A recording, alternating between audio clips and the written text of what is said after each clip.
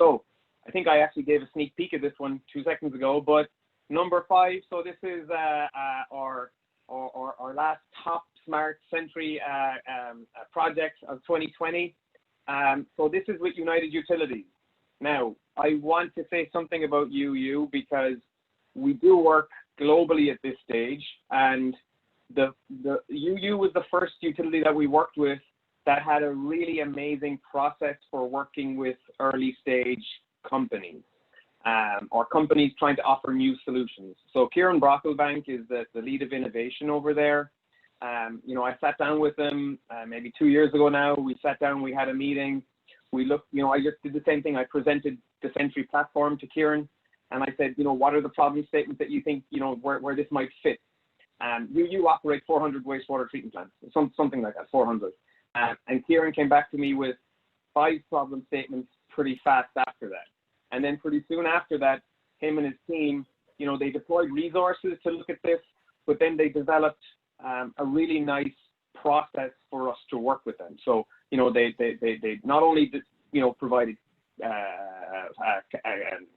capital or funding to support the work, but more importantly, they provided internal resources and people who would take these on as individual projects. So with UU, they identified 5 different types of problem statements. And this is the one for us that I think when we heard about it, we were like, yeah, this is a really nice one because it's a little bit different, but it's also focusing on value. It's focusing on cost savings and it's possibly even revenue generation. So in this case, what UU have is they have a large number, over 400 wastewater treatment plants. Each of those plants clearly are producing waste activated sludge, and it would not be cost effective to process all of that waste activated sludge at each of those small facilities. So the question was, can we haul the waste activated sludge from a number of those facilities to one central location, and can we process it in one central location? But the question was, we need to understand what's going into that centralized wastewater treatment plant already. We need to profile what's going into it, and we need to understand the times of the day or the days of the week where it's underloaded already, so that is the time when we should be adding this additional, in this case, filtrate from waste activated sludge. So that was the problem statement. And Jack Ambler is the client manager for that one. And I will hand it over to Jack. Thanks, Patrick. Yeah, and just to go a little bit more on the United Utilities, and it was interesting. You know, my background's primarily North American utilities, which like a lot of times get stuck a little bit on their own islands, and that they don't have a lot of support, or they might be working primarily on their systems. It's very interesting with the UU, with the UK model where they have a small number of private companies having a lot of different systems. But it also makes it for a very interesting, there's a lot of roles that kind of exist in that UU thing for energy efficiency optimization, which are quite important to them. And they're able to kind of get data from all their sites and get it to centralized locations so that people can make actionable items on it. So that whole, certainly there's pros and cons to both methods, but it was very interesting for us to get into that and work with this group and get exposed to a lot of these, data management experts from United Utilities. But yeah, so we were installed, just to tell you, the system installs a the primary clarifier, effluent primary settling tank in the UK, and one at the the effluent of the facility itself, or effluent of the biological reactors.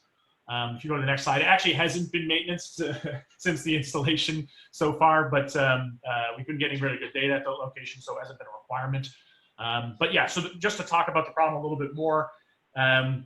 We were able to get installed before, baseline the facility before we got a bunch of new material being added.